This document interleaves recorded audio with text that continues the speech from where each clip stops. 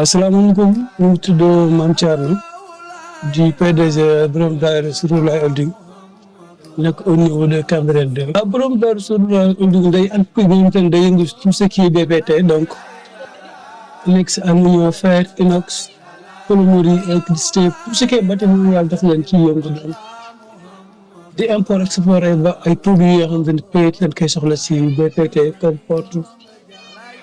Bari bari dañ koy liggéey au niveau extérieur di ko transport Sénégal juste nag tey dañ ñëwoon pour jàppale waa koñ bi si seen reboisement bi donc pour dire que borom Daara Holding seen rôle newul ci focaliser wul rek ci benn aspect fa yaatu tout ce qui est social dañ ciy dox tout ce qui est environnemental aussi dañ ciy dox.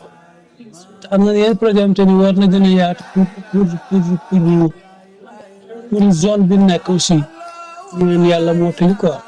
di gërëm maire beeg tous les chefs de quartier gars yi moo loolu accompagner seen journée reboisement bi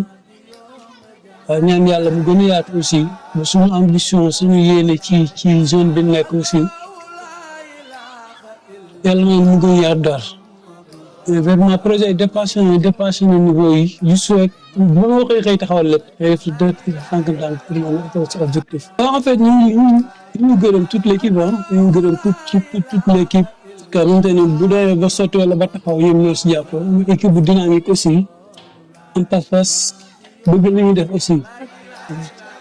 di gërëm équipe boobu waaw suma ak kii naa yem peut-être am nañ confiance ba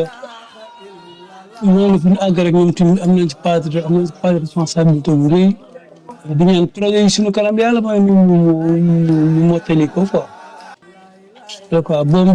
borom Daara Sirulaay Holding mu ngi fii à votre disposition sur tout ce qui est BPT ñaan yàlla mooy ñu mottali quoi